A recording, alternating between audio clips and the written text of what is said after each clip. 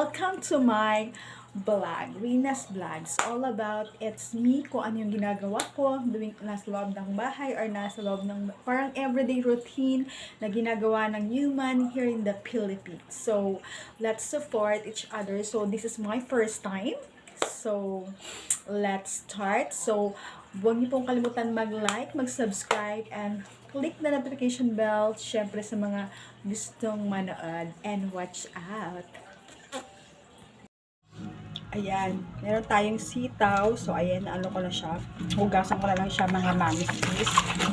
Yung pag nahugasan na siya, meron siyang sibuyas, bawang, and ayan yung sahog natin, mga mamis. Syempre, kailangan din natin ng mga asin, paminta, and yung sarap, mga mamsis. So, yan.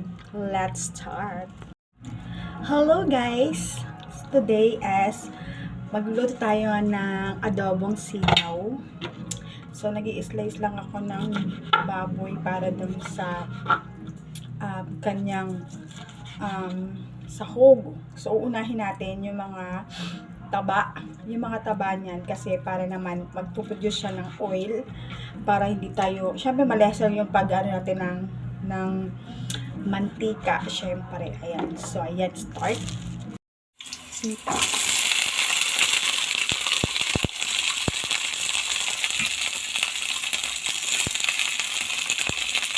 Ayan. May sitaw na sa mga mansit.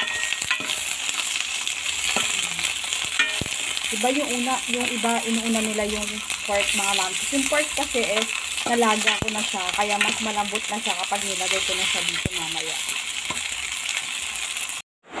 Ayan na, mga mamsis. Nilagyan ko na siya ng pork.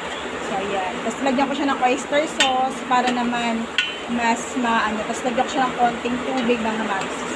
Hindi ko na sasabihin complete details. Kapag nagtanong kayo, pwede kayo mag-message dyan sa baba, mga mamsis. So, lalagyan ko na siya ng konting toyo para hindi masyado mati. Kahit hindi mo na po siya lagyan ng asin, mga mamsis, kasi may toyo na tayo. So, yan yung magbibigay ng alat sa ating lasang pork adobong sitaw. So, ayan. So, lalagyan natin siyang pampalasa kapag lumambot na po yung sitaw. So, takpan muna natin, mga mamsis habang yan pa ay tumutulo. So, ayan. Buksan na natin, mga mamsis. Ayan na siya.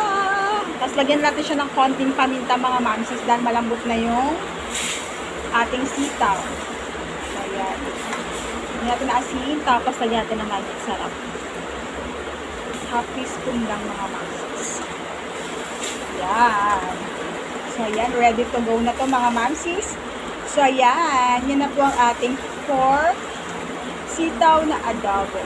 So, ayan. Kain na na.